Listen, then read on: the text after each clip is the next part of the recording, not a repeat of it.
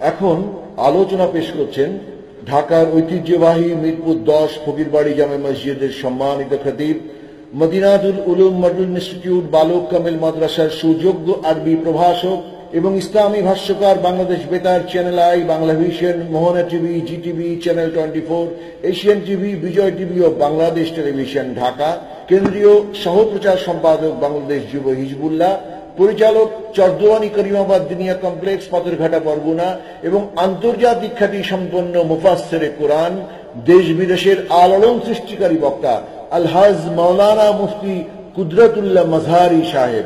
আলহামদুলিল্লাহি রাব্বিল আলামিন ওয়াল আকিবাতু লিল মুত্তাকিন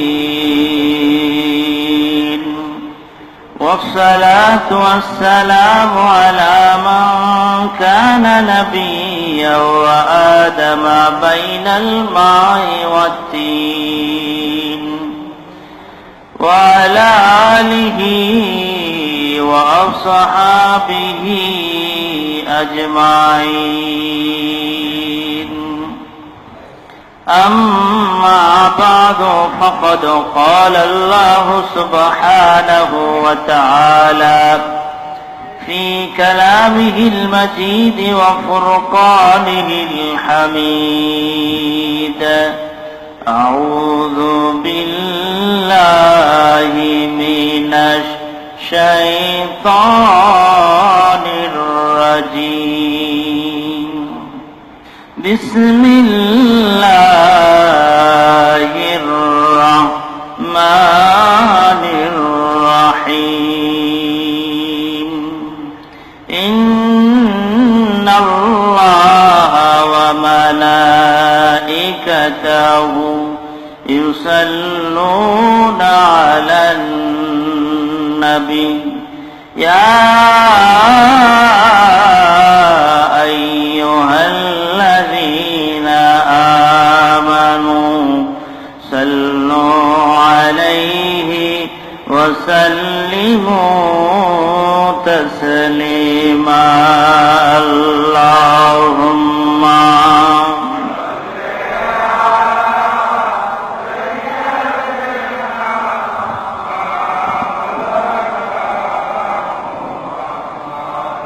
وعلى آل سيدنا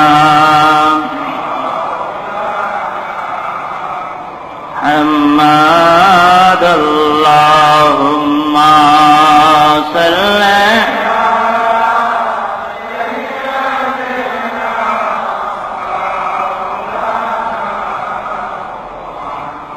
وعلى آل سيدنا.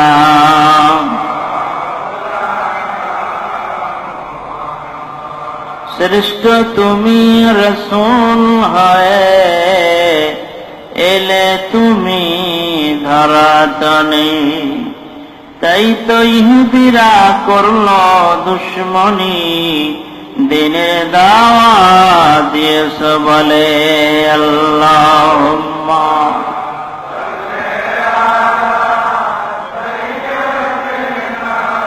মাওলানা মুহাম্মদ ওয়া আলা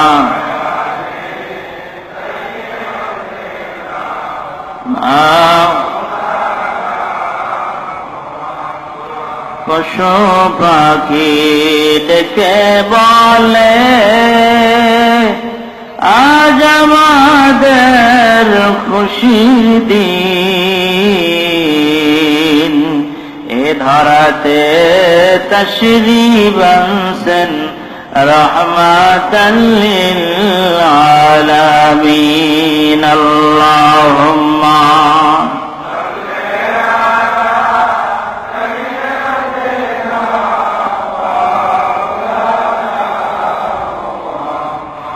وعلى آل سيدنا.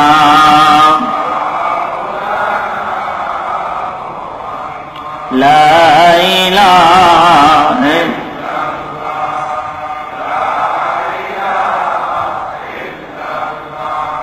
لا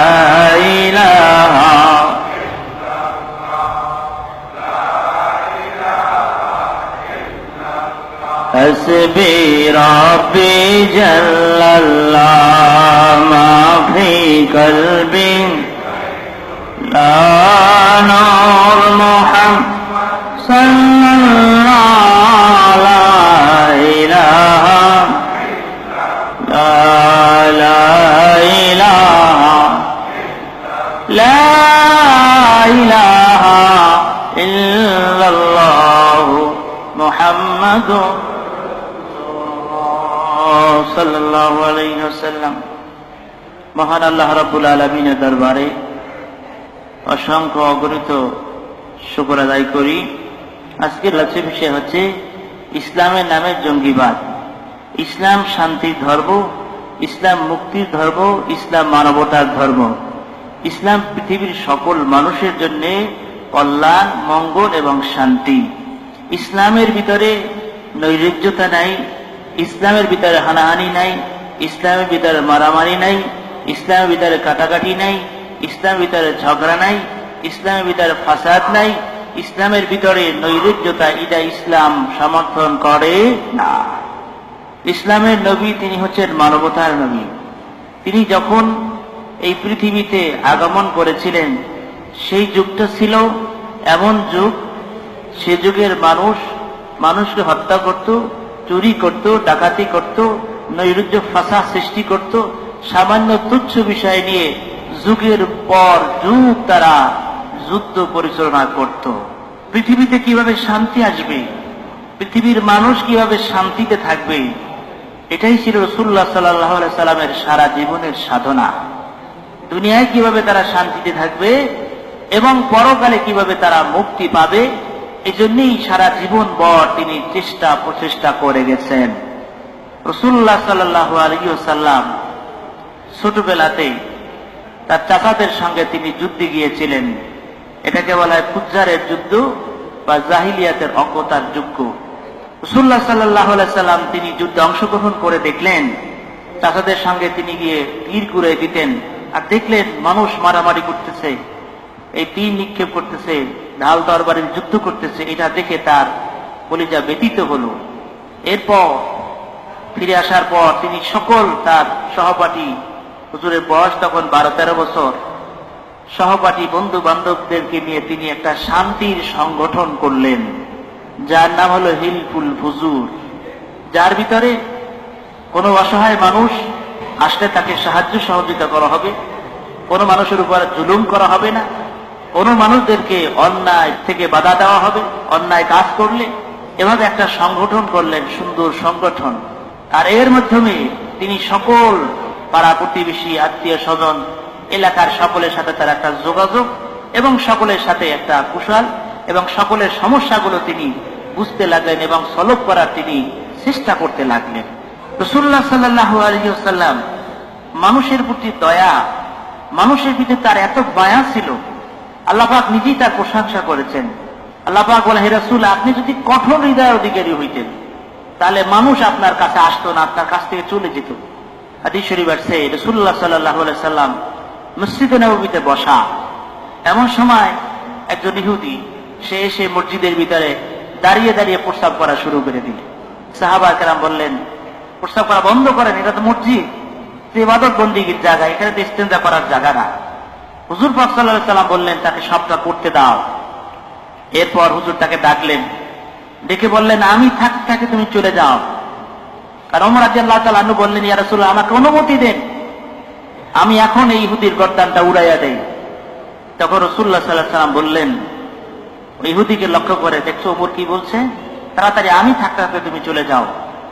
তখন ইহুদি বললেন, ইয়া রাসূলুল্লাহ, হাবিবাল্লাহ, আমি এসেছিলাম আপনাকে পরীক্ষা করার জন্য, যে আপনার মানুষের প্রতি কিভাবে মায়া, কিভাবে দয়া, এটা আমার দেখার জন্য।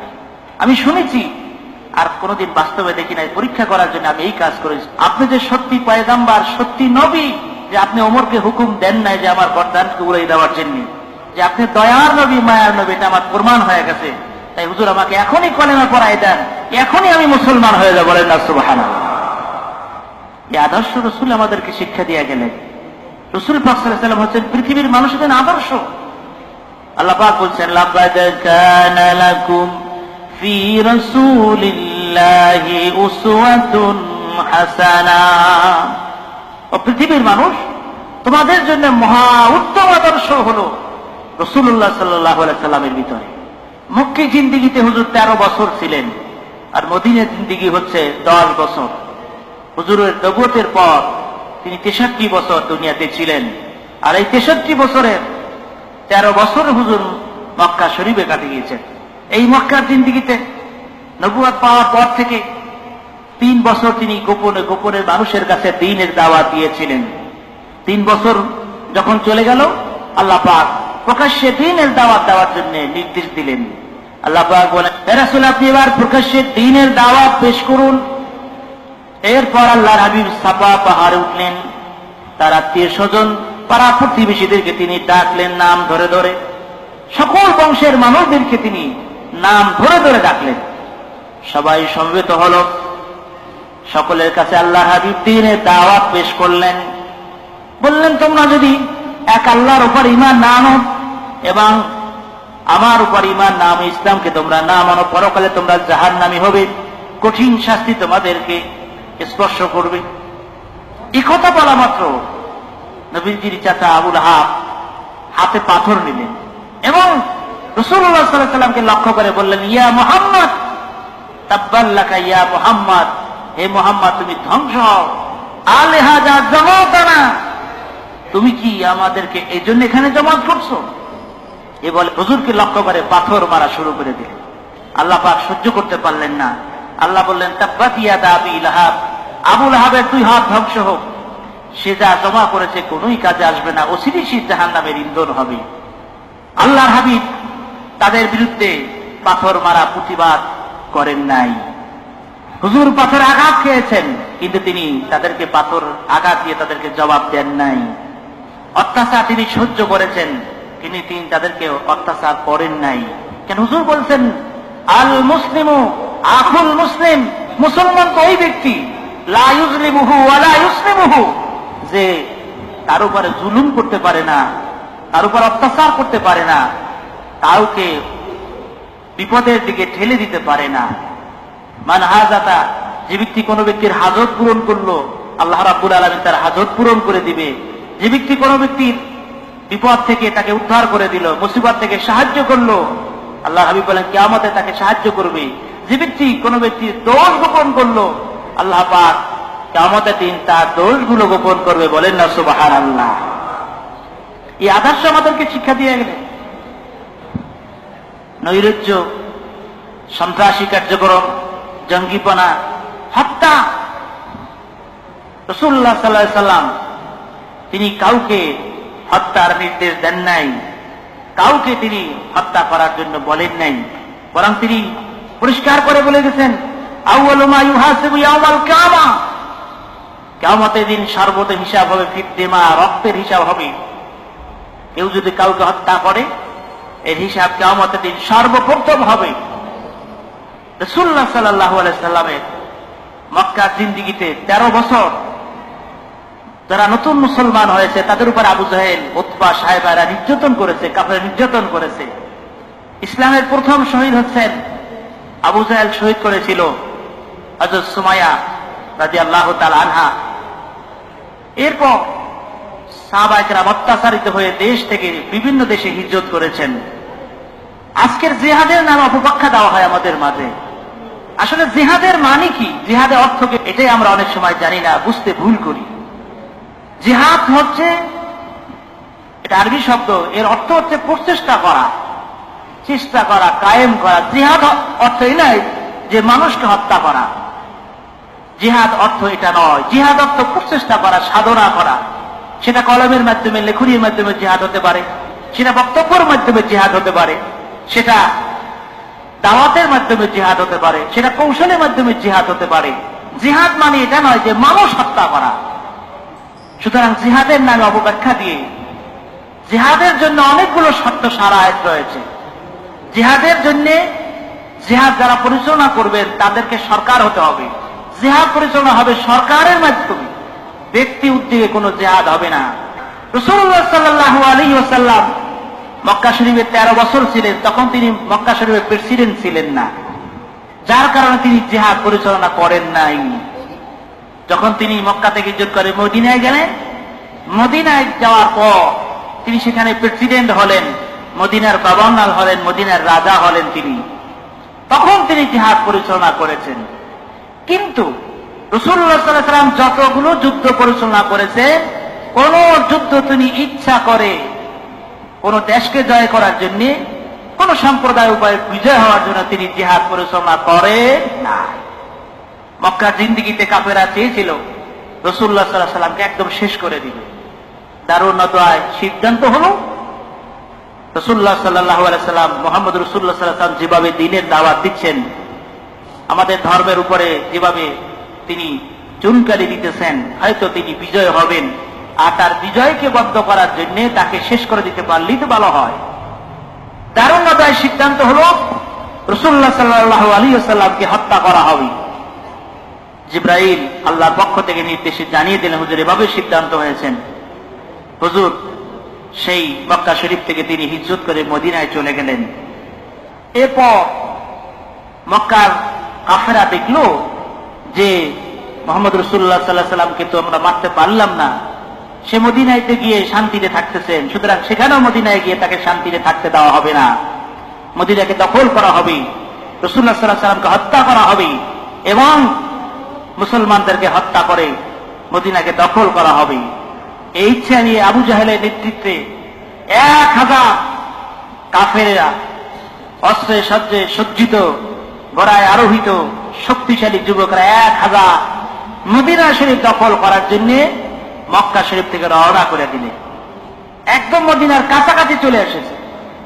হুজুরের কাছে খবর হয়ে গেল, ইয়া রাসূলুল্লাহ বিল্লাহ, মক্কা থেকে 1000 যুবকেরা তরবারি নিয়ে ঘোড়ায় চড়ে শক্তিশালী হয়ে অস্ত্রে সজ্জে সজ্জিত হয়ে মদিনা শরীফ দখল করার জন্য, আপনাকে শেষ করার জন্য আসতেছে। তখন রাসূলুল্লাহ সাল্লাল্লাহু আলাইহি ওয়াসাল্লাম তিনি সাহাবা কেরামদেরকে প্রস্তাব দিলেন, কি করবে তোমরা? তোমরা এখানে বসে থাকবে না তাদের প্রতিরোধ করবে? তখন সাহাবায়ে কেরাম বলে, ইয়া রাসূলুল্লাহ হাবিবাল্লাহ, আমরা জীবন দিয়ে হলো আপনাকে এবং এই ইসলামকে আমরা সাহায্য সহযোগিতা করবো। জোরে বলেন সুবহানাল্লাহ। এবার রাসূলুল্লাহ সাল্লাল্লাহু আলাইহি ওয়াসাল্লাম এবং সঙ্গে মাত্র 313 জন সাহাবায়ে কেরাম রওনা দিলেন ওদেরকে ফিরাবার জন্য, প্রতিরোধ করার জন্য, মদিনা শরীফে প্রবেশ করতে না পারে। তখন রাসূলুল্লাহ সাল্লাল্লাহু আলাইহি ওয়াসাল্লাম সাহাবায়ে কেরামদেরকে নিয়ে তিনি রওনা দিয়ে গেলেন। বদরের কূপের কাছে গিয়ে তিনি তাদেরকে পাইলেন। তারা বদরের কূপ দখল করে নিল এবং ভালো জায়গা তারা চয়েস করে নিল।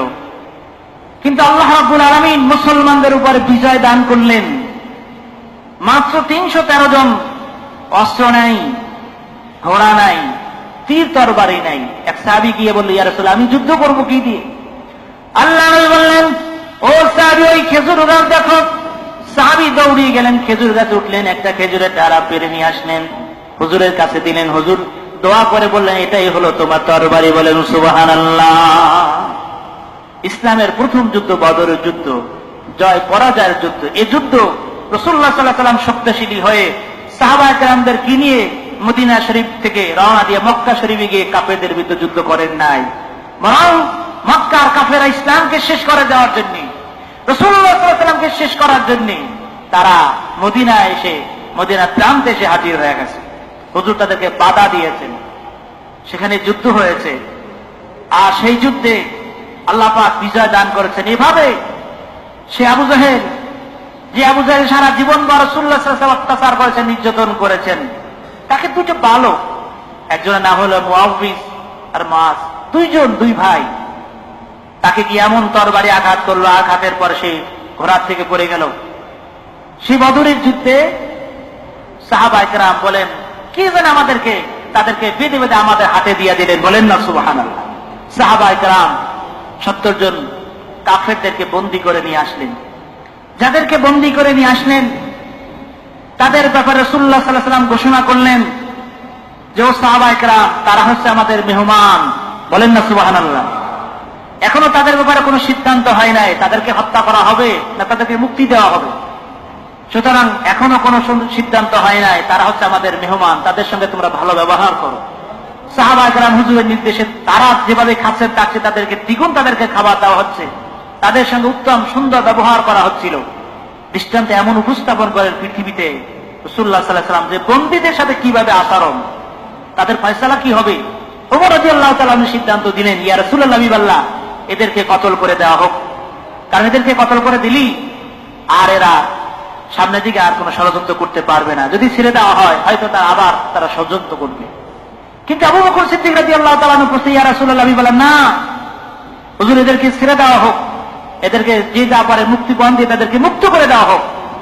যদি মুক্ত করে দেওয়া হয় হয়তো এরা কলেমা পড়ে মুসলমান হবে, না হয় এদের বংশে যারা আসবে তারা কলেমা পড়ে মুসলমান হয়ে দ্বীনের সহযোগিতা করবে। জোরে জোরে বলুন সুবহানাল্লাহ। বন্দীদের সাথে কি ব্যবহার করলেন এবং সিদ্ধান্ত হুজুর এটাই নিলেন, আবু বকরের সিদ্ধান্ত মোতাবেক তাদেরকে মুক্তিপণ যে যা দিতে পারে তাই দিয়ে তাদেরকে ছেড়ে দেওয়া হোক। সামান্য মুক্তিপণের বিনিময় সেই বদরে যারা বন্দী হয়েছিলেন তাদেরকে তিনি মুক্ত করে দিলেন। রাসূলুল্লাহ সাল্লাল্লাহু আলাইহি ওয়াসাল্লাম এমন দৃষ্টান্ত উপস্থাপন করলেন, সেখান থেকে অনেকেই কলেমা পড়ে মুসলমান হয়ে গিয়েছিলেন পরবর্তীতে। তাই ইসলাম কাউকে হত্যা করা, কাউকে অন্যায়ভাবে কাউকে ক্ষতি করা, কাউকে বিপদে ঠেলে দেওয়া, মুসিবতে ঠেলে দেওয়া, এটা ইসলাম সমর্থন করে না। একটু মহব্বত জিকির করে লা ইলাহা, জোরে লা ইলাহা, লা ইলাহা, লা ইলাহা, লা ইলাহা,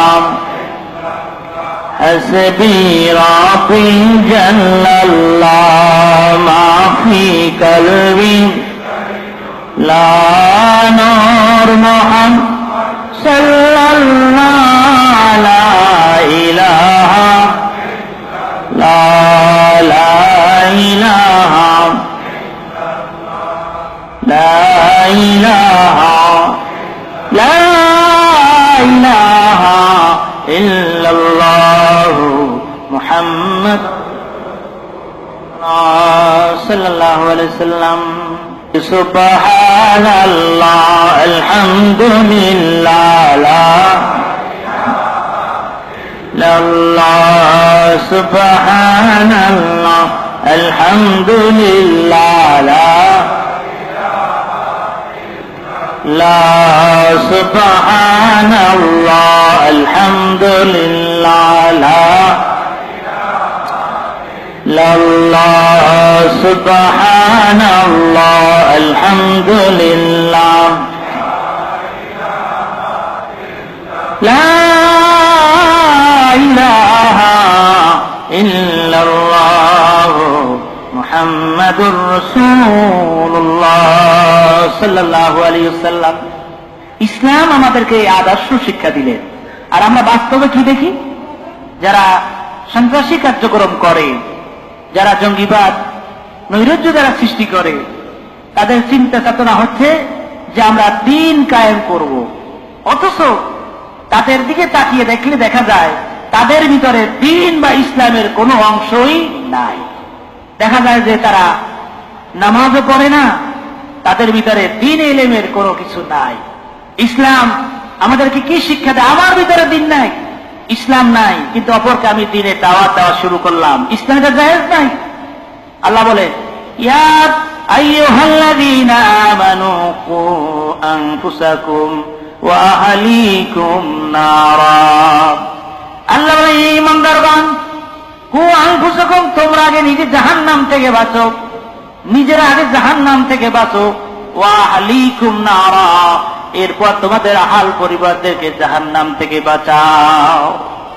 আগে নিজের ভিতরে দ্বীন ইসলাম প্রতিষ্ঠা করতে হবে। মক্কা 13 বছর সাহাবা কেরাম নিজেদের ভিতরে দ্বীন প্রতিষ্ঠা করেছেন, আত্মশুদ্ধি করেছিলেন। 13 বছরে তিনি কোন যুদ্ধ পরিচালনা করেন নাই। আগে নিজের ভিতরে দ্বীন ইসলাম প্রতিষ্ঠা করতে হবে, এরপর অপর ভাইকে দ্বীনের দাওয়াত দিতে হবে। রাসূলুল্লাহ সাল্লাল্লাহু আলাইহি ওয়াসাল্লামের কাছে এক বুড়ি গিয়ে বলল, ইয়া রাসূল হাবিবাল্লাহ, আমার ছেলেটা মিষ্টি খায়, হুজুর আপনি একটু নিষেধ করে দেন। হুজুর বললেন, তুমি আগামী সপ্তাহে আসবে। পরের সপ্তাহে যখন আসলেন তখন হুজুর বললেন, তার ছেলেকে লক্ষ্য করে বললেন, বাবা, তোমার মা মিষ্টি জোগাড় করতে পারে না, তুমি মিষ্টি খাওয়া ছেড়ে দাও, মিষ্টি খেও না। তখন বুড়িমা বলি, ইয়া রাসূল, এই কথাটা তো গত সপ্তাহে বললেই তো পারতেন। হুজুর বলে, আমি নিজে তো মিষ্টি খাই, আমি নিজে মিষ্টি খেয়ে আর একজনকে আমি কি করে মিষ্টি খাইতে নিষেধ করি? তা আল্লাহ বলছেন, লিমা তাকুলু মা লা তাফআলুন, তোমরা নিজেরা যা করো না তা অপরকে বলো না। এই জন্য আমি এক সপ্তাহ মিষ্টি খাই নাই, এবার আমি নসিহত করলাম। জোরে বলুন সুবহানাল্লাহ।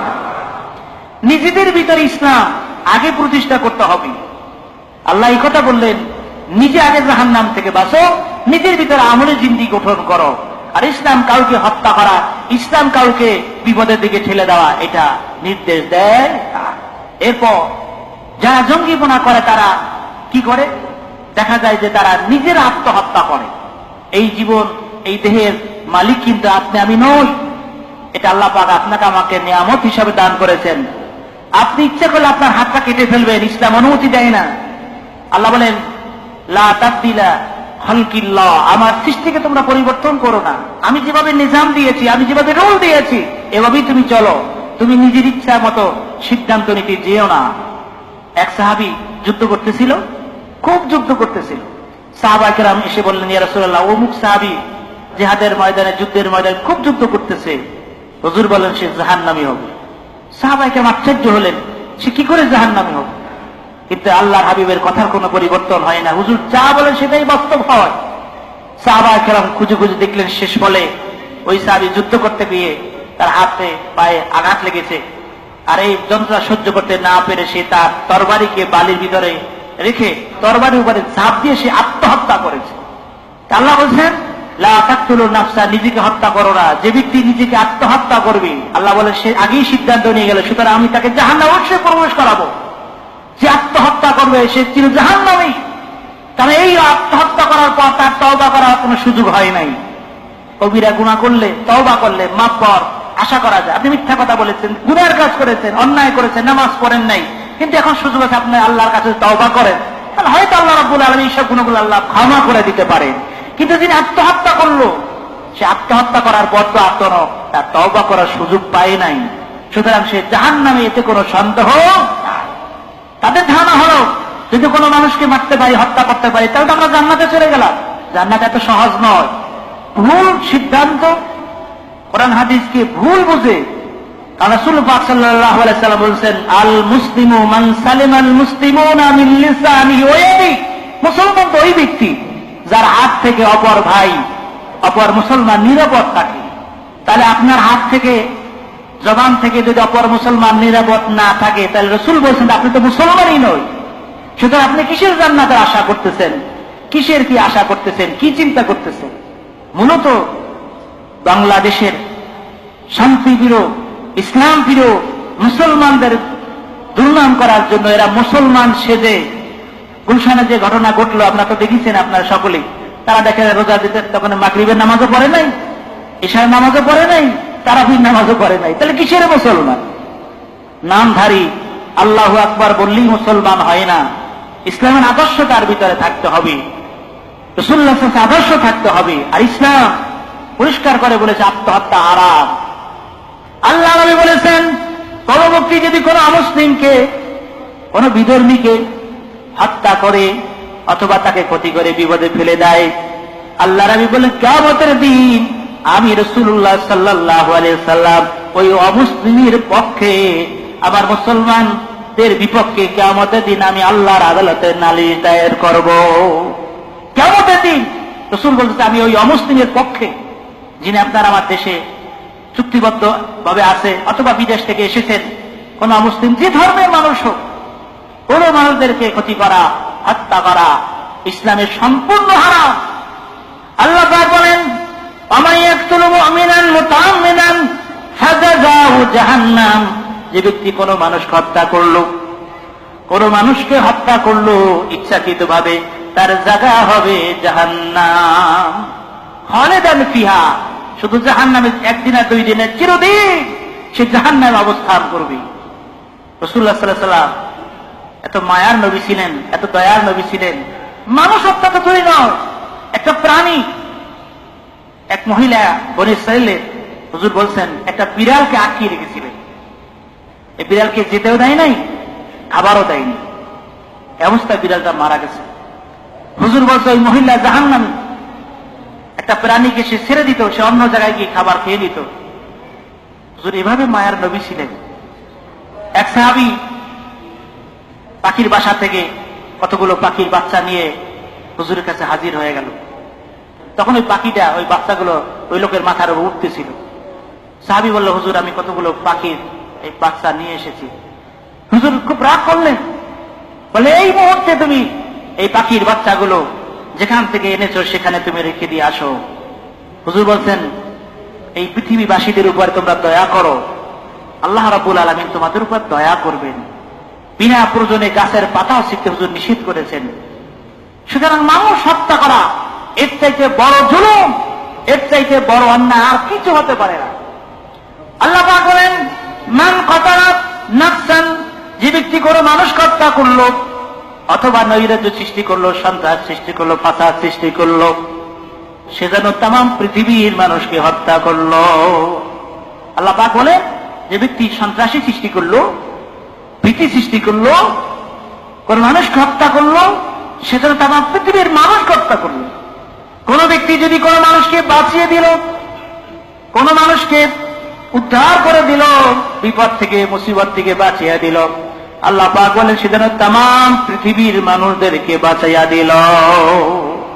এই পৃথিবীতে সর্বপ্রথম হত্যা চালু হয়েছে আদম আলাইহিস সালামের পুত্র কাবিল হাবিলকে কতল করেছিল অন্যায় ভাবে। এই পৃথিবীতে যত হত্যা হবে, এই হত্যার গুনাহ, হত্যার পাপের ভাগ ওই কাবিলের আমল নামায় পুষতে থাকবে এক ভাগ, কারণ সে এইটা প্রথম চালু করেছে। সুতরাং মানুষের মর্যাদা সবচাইতে বেশি, মানবতার জন্য এগিয়ে আসা সকল মানুষের উপরে দায়িত্ব। এই জন্য আপনাকে আমাকে সতর্ক হতে হবে। আমাদের প্রধানমন্ত্রী তিনি একটা কথা বলেছিলেন চমৎকার ভাবে। তিনি বলেছিলেন, আপনাদের সন্তানদেরকে ধর্মীয় শিক্ষা দেন, ধর্মীয় জ্ঞান শিক্ষা দেন। আমাদের ছেলেরা তারা অনেক সময় ভুল বুঝে, অথবা কেউ তাদেরকে ভুল বুঝালো, ভুল বুঝলো। এই জন্য আপনার আমার পিতামাতার দায়িত্ব হচ্ছে সন্তানদেরকে ধর্মীয় শিক্ষা দেওয়া, ধর্মীয় জ্ঞান তাদেরকে শিক্ষা দেওয়া। কারণ ধর্মীয় জ্ঞানের ভিতরে, ইসলামের ভিতরে এভাবে মানুষ হত্যা করা যে নিষেধ, হারাম, এই জন্য যে দোজখে জ্বলতে হবে চিরদিন, একথা জানলে কোনো মানুষ কোনো মানুষকে হত্যা করতে পারে না। এই জন্য আপনাদের আমাদের সন্তানদেরকে ধর্মীয় জ্ঞান শিক্ষা দিতে হবে। আমাদের সন্তানরা কোথায় যায়, কি করে, তাদের সঙ্গে মিশে, এটা কিন্তু দেখা পিতামাতার গার্জিয়ানের দায়িত্ব। আর এই কথা রাসূল বলছেন, কুল্লুকুম রাইন ওয়া কুল্লুকুম মাসউলুন আন রায়াতিহি, তোমরা প্রত্যেকই দায়িত্বশীল।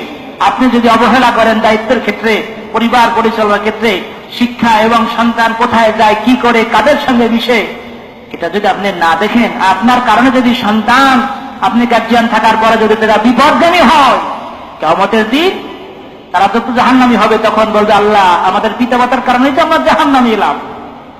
তখন পিতামাতাদেরকে ডাকা হবে, আল্লাহ এদেরকে ডাকা হোক, আমাদের গার্জিয়ানদেরকে ডাকা হোক, তাদের বুকের উপরে পাড়া দিয়ে তাদেরকে সহ করে দোজখে যাব। আল্লাহ আমাদেরকে যে সঠিক পথে রাখে নাই, সঠিক দিনের বুঝ দেয় নাই, এই জন্য আমরা জাহান্নামী হলাম। এ কারণে তাদেরকে শাস্তি বৃদ্ধি করে দ্বিগুণ করে দেন। সেদিন সন্তান পিতামাতাকে আটকিয়ে দেবে, গার্জিয়ানদেরকে আটকিয়ে দিবে, তাদের কারণে কিন্তু আমাদেরকেও দোজখে দিতে হবে। এই জন্য সন্তানদেরকে দিন শিক্ষা দেওয়া এবং তাদেরকে সঠিকভাবে পরিচালনা করা, দেখাশোনা করা কিন্তু আপনার আমার সকলের দায়িত্ব। বিশেষ করে প্রশাসনের পক্ষ থেকে আমাদের সকলকে অবগতি আগেও করা হয়েছে, আবারও করা হচ্ছে। তা হচ্ছে এই, যারা বাড়ির মালিক, যারা ফ্ল্যাট ভাড়া দেন, বাসা ভাড়া দেন, তাদের এই বাসার তথ্যগুলো প্রশাসনের কাছে জমা দেওয়ার জন্য বিভিন্ন সময় বলা হয়েছে। অনেক আলহামদুলিল্লাহ দিয়েছেন, কিন্তু অনেকেই কারা থাকতেছে, কারা যাচ্ছে, এগুলো তথ্য দিচ্ছেন না। আর এই কারণে যদি আপনার ফ্ল্যাটে থাকার কারণে যদি কোনো দুর্ঘটনা ঘটে, আর তথ্য যদি থানার কাছে, থানায় বা পুলিশ অফিসারের কাছে না থাকে, এই জন্য আমি দোষী হব। যারা সন্ত্রাসী কার্যক্রম করে তারা কিন্তু এসে এরকম সঠিক তথ্য দেয় না, বেশি দিন এসে থাকে না, কারোর সাথে মিশে না। এগুলো আমাদের লক্ষণীয়, যাতে করে আমাদের সমাজ, আমাদের এলাকায়, সর্ব জায়গায় আমরা সতর্কতা অবলম্বন করি। আর যারা বাসার তথ্যগুলো জমা দেন নাই তাদেরকে জমা দেওয়ার বিশেষ নির্দেশ পুলিশ কমিশনের পক্ষ থেকে। এদিকে আমরা লক্ষ্য রাখি যাতে করে আমাদের সমাজে, আমাদের দেশে সর্বাবস্থায় কোনো দুর্ঘটনা অঘটন না ঘটে। এই জন্যে আমরা সকলে সজাগ দৃষ্টি রাখি। ইসলামকে নাম ভাঙিয়ে ইসলামের বদনাম করার জন্য যারা করতেছে, আসলে তারা মুসলমান নয়, বরং ইসলামের দোষ করার জন্য, বদনাম করার জন্য পৃথিবীর মাঝে ইসলাম, বাংলাদেশের মুসলমানদের, যে শান্তিপ্রিয় মুসলমানদের মাঝে একটা অরাজকতা সৃষ্টি করে, নৈরাজ্য সৃষ্টি করে মুসলমানদের বদনাম করার জন্য সামান্য কিছু কুচুক্তি মহল এভাবে কাজ করে যাচ্ছে। এই জন্য আমরা সজাগ দৃষ্টি রাখি, এই জন্য আমরা সচেতন হই, সজাগ হই। আমাদের সমাজ, আমাদের পরিবার, আমাদের দেশ সর্বাবস্থায় যে যেভাবে আছেন সে দায়িত্বগুলো আমরা সঠিক আদায় করি। আল্লাহ রাব্বুল আলামিন আমাদের সকলকে দ্বীনের সহিহ বুঝ দান করুন। আমিন। ওয়া আখির দাওয়ানা আলহামদুলিল্লাহি রাব্বিল আলামিন। আসসালামু আলাইকুম ওয়া রাহমাতুল্লাহি ওয়া বারাকাতুহু। আমরা জীবনভর বহুত গুনাহ করেছি, জীবনের গুনাহগাতা কথা স্মরণ করুন। আল্লাহ তাআলা দরবারে খালেস তওবা করুন। সকল আমার সাথে পড়ুন আউযু বিল্লাহি মিনাশ শাইতানির রাজীম। বিসমিল্লাহির রহমানির রহিম। আস্তাগফিরুল্লাহ রাব্বি মিন কুল্লি যামবিন ওয়া আতুবু ইলাইহি লা হাওলা ওয়ালা কুওয়াতা ইল্লা বিল্লাহি আলিয়ুল আযীম। ইয়া আল্লাহ, আমরা তওবা করতেছি গুনাহ সগীরা, গুনাহ কবীরা, গুনাহ শিরক, গুনাহ বিদআত, গুনাহ জানা, গুনাহ অজানা, সকল প্রকার গুনাহ হতে হে আল্লাহ আমাদেরকে ক্ষমা করে দিন। আমাদের এবং জবানে ইকরার করিতেছি কালিমা তাইয়্যিবা লা ইলাহা ইল্লাল্লাহু মুহাম্মাদুর রাসূলুল্লাহ। আল্লাহুম্মা আমিন, আল্লাহুম্মা আমিন, আল্লাহুম্মা আমিন।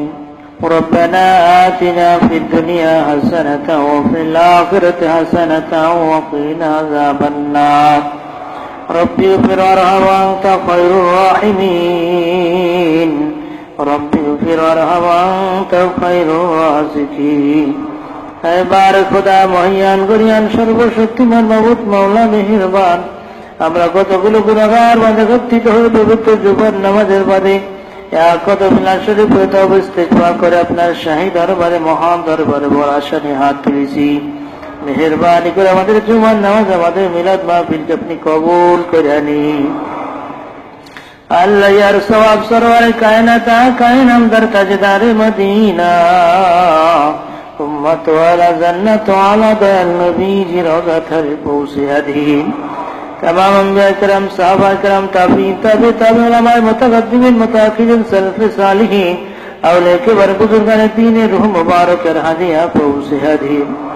रब्बुल आलमीन, আমরা যারা হাত তুলেছি, আমাদের মা বাবা বংশগুলো যারা দুনিয়া আসের অন্ধকার কবর দেশে চলে গেছে, সবার পানিতে কবর তলিয়ে যায়, বৃষ্টি নিবাইতে ভিজে যায়, জাহান্নামে আগুন নেবে না, নেবে না। আল্লাহ রাবি বলে, সন্তান যখন মা বাবার জন্য কাঁদবে, চোখ থেকে পানি বের হওয়ার আগে আগে মা বাবার কবরগুলো জান্নাতের বাগান হয়ে যায়।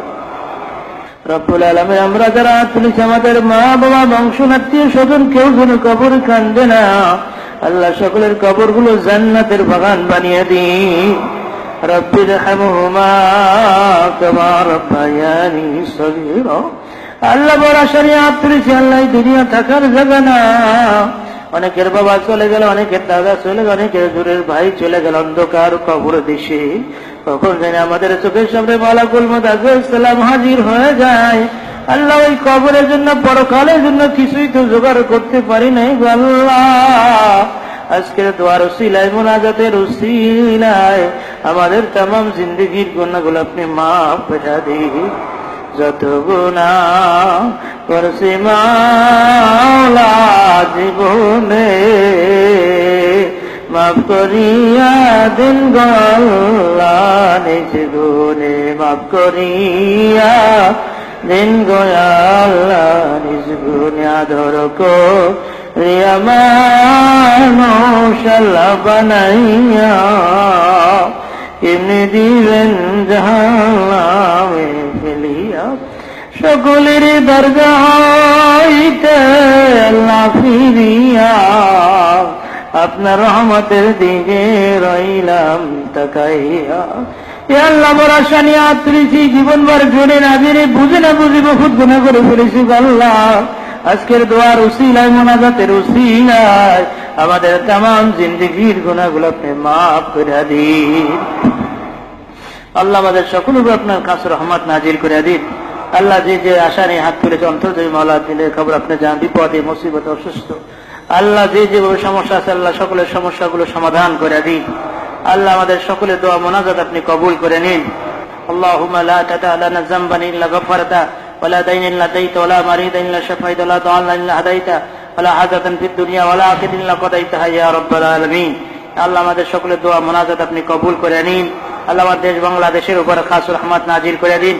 যারা সন্ত্রাসী কার্যক্রম করে জঙ্গিবাদ করে আল্লাহ, মানুষ হত্যা করে আল্লাহ, তাদেরকে আপনি হেদায়েত নসিব করে দিন আল্লাহ। তাদের ভাগ্যে যদি হেদায়েত না থাকে আল্লাহ, তাদের হাত থেকে আমাদের দেশ বাংলাদেশকে হেফাজত করুন আল্লাহ। বিশ্বের মুসলমানদের আল্লাহ আপনি হেফাজত করুন আল্লাহ। আমাদের সকলের দোয়া মোনাজাত দয়াল নবীজির উসিলা আপনি কবুল করে নিন। ওয়াসাল্লাল্লাহু তাআলা আলা খায়রি খালকিহি বিনুরি আরশিহি ওয়া আকি কালিমাত তাইয়্যিবা লা ইলাহা ইল্লাল্লাহু মুহাম্মাদুর রাসূলুল্লাহ সাল্লাল্লাহু আলাইহি ওয়াসাল্লাম। আন্তর্জাতিক খ্যাতিসম্পন্ন মুফাসসিরে কোরআন, দেশ বিদেশের আলোড়ন সৃষ্টিকারী বক্তা আলহাজ মাওলানা মুফতি কুদরতুল্লাহ মাজহারি সাহেবের বিষয়ভিত্তিক ওয়াজ শুনতে সার্চ করুন ইউটিউব বাংলা ওয়াজ মুফতি কুদরতুল্লাহ মাজহারি।